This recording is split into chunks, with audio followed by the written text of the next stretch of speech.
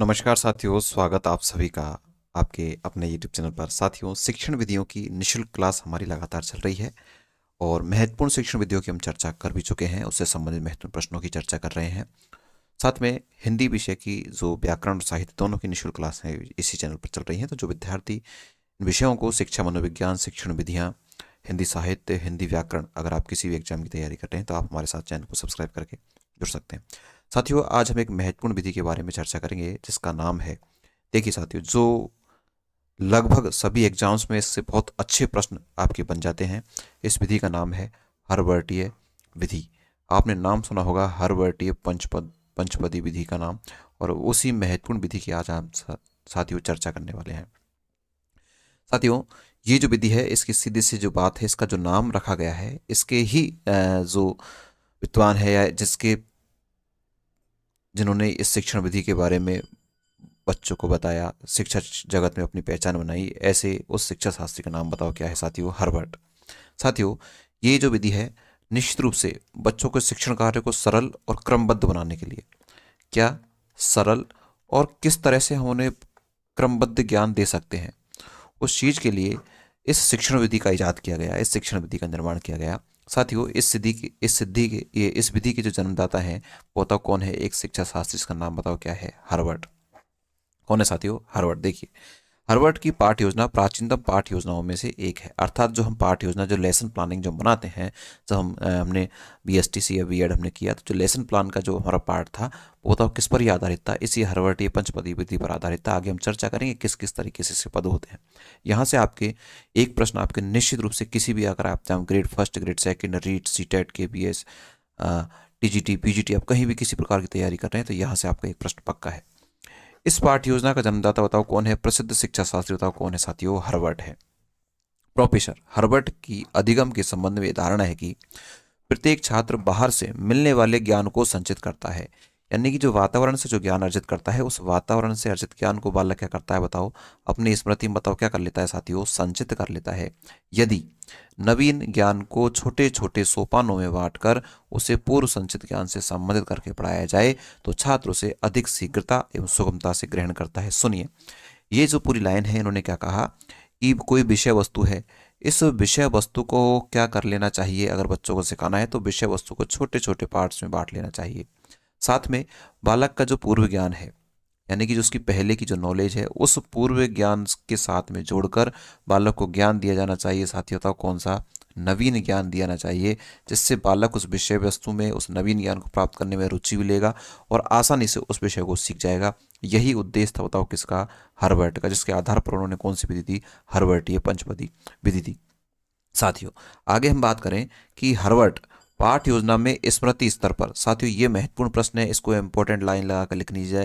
Herbert ने बताओ कौन से स्तर की बात की है? स्मृति स्तर। ये प्रश्न कई बार एग्जाम में पूछा जा चुका है, तो छोटी छोटी चीज़ें हमें ध्यान रखनी है। बहुत ही बारीक प्रश्न है, अच्छा प्रश्न है। हम लगभग मूल चीज़ों से जो है अन्य चीज़ों को हम बहुत विशेष रूप से पढ़ते हैं, लेकिन ध्यान रखना ये शब्द जो कई बार एग्जाम में आया है, बच्चों को बिल्कुल निस्संदेह जो है इसमें शंका रहती है, क्योंकि स्मृति स्तर पर अलग दिया है, चिंतन स्तर पर अलग दिया है, बोध स्तर पर अलग दिया है, तो इसके अलग अलग ही प्रकार की भाषाविद है, शिक्षा शास्त्री, मनोवैज्ञानिक हैं, तो उन्होंने इसको माना है। ध्यान रखना, हर्बर्ट के अगर बारे में पूछे तो बताओ कौन से स्तर पर इसने माना है? स्मृति स्तर पर सीखने को अधिक प्रभावशाली माना है। वेरी इंपॉर्टेंट लाइन है, नोट करके आप अपने नोट्स में इसको जगह दीजिएगा। आगे आगे बात करूँ साथियों कि हम चर्चा कर रहे हैं हर्बर्टी विधि की, और हर्बर्ट विधि में आगे हम बात करें कि यह पाठ योजना विषय वस्तु केंद्रित है। अर्थात जो हम हर्बर्ट की विषय वस्तु पढ़ रहे हैं, और ये बताओ किसके लिए उपयोगी है? पाठ योजना निर्माण के लिए उपयोगी है। किसके लिए उपयोगी है साथियों? पाठ योजना निर्माण के लिए उपयोगी है। और अगर आप किसकी तैयारी कर रहे हैं बताओ? शिक्षक भर्ती की अगर आप तैयारी कर रहे हैं तो पाठ योजनाओं से आपका पाला निश्चित रूप से पड़ा ही होगा। और नहीं पड़ा, बीएड एसटीसी आपने डोनेशन देकर की है, कॉलेज नहीं गए हैं, लेकिन फिर भी आपको यहाँ पर कंपटीशन में भी इस पाठ योजना को पढ़ना होगा। यहाँ से प्रश्न आते हैं, और पाठ योजना बताओ किससे संबंधित करके पढ़ रहे हैं? अपना हर्बर्ट की विधि से संबंधित करके पढ़ रहे हैं साथियों। तो ये जो विषय वस्तु होती है बताओ किस पर केंद्रित होती है? इस पाठ योजना पर ही आधारित होती है। बताओ कौन से स्तर पर माना है इसने? कौन से स्तर को माना सीखने के लिए महत्वपूर्ण? स्मृति स्तर को। यहाँ तक की बात कर चुके हैं। इसमें पाठ के छात्रों के सम्मुख प्रस्तुतिकरण को अधिक महत्वपूर्ण माना जाता है। यानी कि जो अपन लेसन प्लानिंग बनाते हैं उसमें सबसे महत्वपूर्ण जो चरण होता है, स्टेप होता है, वो कौन सा होता है? उसका प्रेजेंटेशन, उसका प्रस्तुतिकरण, ये सबसे महत्वपूर्ण होता है और इस पर अधिक बल दिया जाता है। यानी प्रेजेंटेशन अच्छे से अच्छा होना चाहिए ताकि बच्चे उस चीज़ में अच्छे से रुचि ले लें और उसको अच्छे से सीखने का क्या करें साथियों, प्रयास करें। हार्वर्ड ने कक्षा शिक्षण के लिए सर्वोत्तम निम्न 4 पदों का प्रतिपादन किया। ध्यान रखनी है, सबसे पहले, अगर सबसे पहले की बात करें, फिर बाद में इसमें चेंजेज आए हैं, परिवर्तन आए हैं, इसमें संशोधन भी हुआ है। किसने संशोधन किया, वहां से आपके प्रश्न आते हैं, इसके स्टेप हैं, उनको जमाया जाता है, इसके स्टेप कौन से हैं कौन से नहीं है, तो महत्वपूर्ण चीज आपकी आ रही है। देखिए, तो हार्वर्ड ने सबसे पहले जब अपनी पाठ्य योजना दी तो उसमें कितने पद बताए? बताओ, 4 पद बताए। पहला बताओ कौन सा था? स्पष्टता। दूसरा बताओ कौन सा था? संबंध। तीसरा बताओ कौन सा था? व्यवस्था। देखिए, आगे एक चौथे पॉइंट की बात करेंगे अपन। स्पष्टता से मतलब क्या है? विषय सामग्री को शिक्षार्थी के समक्ष तथ्यों में स्पष्टता से प्रस्तुत करना। यानी कि जो तथ्य हैं उनको बच्चों के सामने स्पष्ट रूप से, जो तथ्य हैं बच्चों के सामने प्रस्तुत करने चाहिए। ये पहला इसका चरण था। दूसरा था, प्रस्तुत किए जाने वाले तथ्य नवीन ज्ञान को बालक पूर्व ज्ञान से क्या करे? बताओ, संबंध स्थापित करे। अर्थात जिस तथ्य को, जिस नवीन ज्ञान को बच्चा दे रहा, शिक्षक देना चाहता है, उस नवीन ज्ञान को बताओ किससे जोड़े? उसके पूर्व ज्ञान से जोड़े, अर्थात उससे संबंध स्थापित करे। ये दूसरा पॉइंट हो गया। तीसरे की बात करें, बताओ कौन सा? व्यवस्था। व्यवस्था से संबंधित है बालक के समक्ष प्रस्तुत किए जाने वाले तथ्यों एवं नवीन ज्ञान को व्यवस्था क्या क्या कैसा रूप देना? व्यवस्थित रूप देना। पहला स्पष्टता, दूसरा संबंध, तीसरा व्यवस्था। 4 चरणों की बात है। चौथे चरण की अपन चर्चा अगले जो है स्लाइड में कर लेते हैं। देखिए, चौथा जो चरण है वो है, बताओ कौन सा? विधि। चौथा चरण कौन सा है? बताओ, विधि है। विधि में क्या है? सीखे हुए नवीन ज्ञान से निर्मित सामान्य सिद्धांत बनाकर विद्यार्थी से उनका क्या कराया जाता है? बताओ, प्रयोग कराया जाता है। सीधी सी बात है, यहाँ जनरलाइजेशन कराया जाता है। अर्थात मैं कहूँ कि जो सीखा हुआ ज्ञान है, उस सीखे हुए ज्ञान का बताओ क्या करना है? यहाँ पर सामान्यीकरण करना है। क्या करना है साथियों? सामान्यीकरण करना है। तो ऐसे ये 4 स्टेप है, आपको याद रखना है अच्छे से। हार्वर्ड ने उपरोक्त 4 सोपानों की विवेचना की जिसे उसके शिष्यों ने अधिक स्पष्ट एवं महत्वपूर्ण बनाने का प्रयास किया। ध्यान रखना इस नाम को। उनका शिष्य था, शिष्य का नाम बताओ क्या था? जिलर। ये एग्जाम में पूछा हुआ है।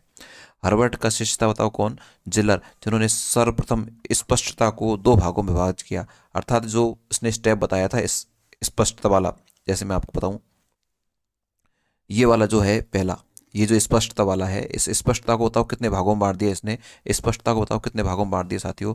स्पष्टता को बांट दिया,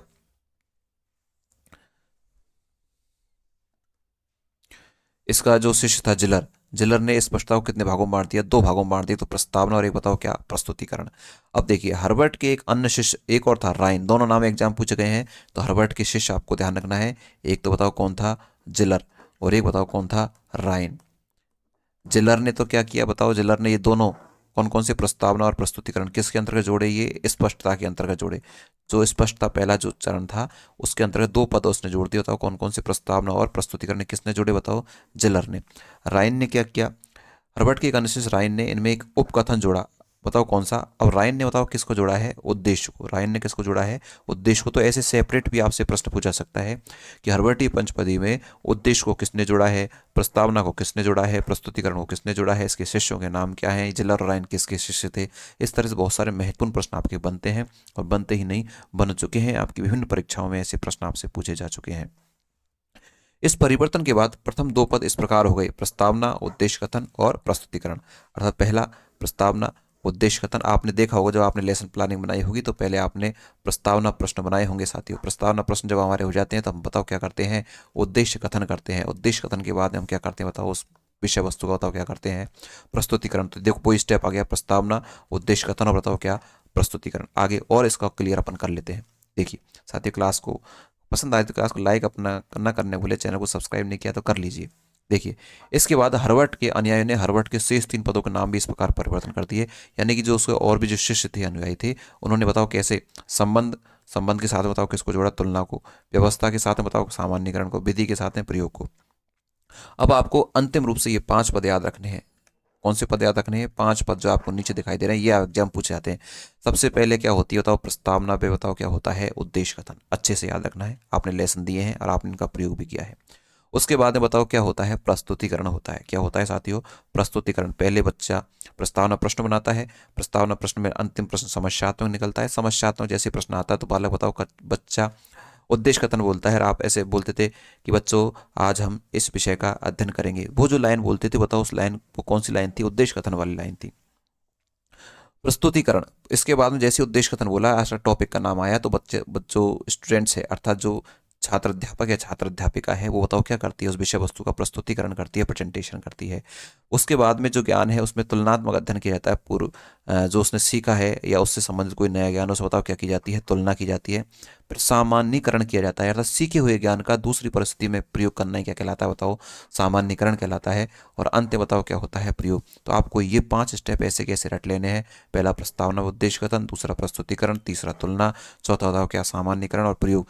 ये जो 5 पद है बताओ किसने दिए थे? ये बताओ किसने दिए थे? हर्बर्ट। और हर्बर्ट के शिष्य बताओ तो नाम आपको रखने हैं, बताओ कौन कौन? एक तो नाम रखना है जिलर, और ये बताओ कौन नाम रखना है? रायन। आपको नाम याद रखना है। महत्वपूर्ण प्रश्न यहाँ से आपके प्रश्न बनेंगे ही बनेंगे। साथियों क्लास आपके लिए बेहद महत्वपूर्ण है। सारी शिक्षण विधियां निःशुल्क रूप से आप यहाँ पर व्याख्यात्मक रूप से पढ़ सकते हैं, साथ में महत्वपूर्ण प्रश्नों की चर्चा भी अपन यहाँ पर करते हैं। अब जो अपन ने 5 स्टेप पढ़े हैं, पांचों को अपन एक एक करके बारी बारी से इसके बारे में जान लेते हैं। पहला स्टेप पढ़ा अपन ने, बताओ क्या? प्रस्तावना, इंट्रोडक्शन स्किल आपने पढ़ा होगा माइक्रो टीचिंग के अंतर्गत। देखिए वर्तमान पाठ को पढ़ने के लिए छात्रों को मानसिक रूप से तैयार करना, ये एग्जाम में प्रश्न पूछा है। ऐसे कैसी लैंग्वेज? साथियों ये जो लैंग्वेज है सामान्य पुस्तक से नहीं ली है, ये बहुत अच्छी ऑथेंटिक पुस्तक से आपकी जो लैंग्वेज है वहाँ से ली गई है, और इन्हीं पुस्तक से आपका पेपर तैयार होता है। ध्यान रखना कई बार इस शब्द का प्रयोग आपके एग्जामिनर ने किया है, मानसिक तैयारी वाला। ध्यान रखना वर्तमान पाठ को पढ़ाने के लिए बच्चों को मानसिक रूप से तैयार करने के लिए जिस कौशल का प्रयोग किया जाता है वो कौशल बताओ कौन सा होता है? साथियों प्रस्तावना कौशल। बहुत ही महत्वपूर्ण प्रश्न है, इंपॉर्टेंट प्रश्न है, कई बार एग्जाम में पूछा हुआ है। ठीक है, अब जो प्रस्तावना प्रश्न होते हैं आप सभी को पता है प्रस्तावना प्रश्न कैसे होते हैं? पूर्व ज्ञान पर आधारित होते हैं साथियों। किस पर आधारित होते हैं? पूर्व ज्ञान पर।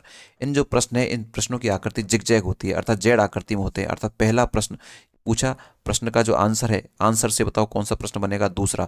दूसरे प्रश्न का जो आंसर है उसी से बताओ क्या बनेगा? तीसरा। तीसरे प्रश्न का जो आंसर है उसी से बताओ कौन सा बनेगा? चौथा। ऐसे लगभग प्रस्तावना प्रश्न में कितने प्रश्न होते हैं? 4 से 5 प्रश्न होते हैं। कितने होते हैं?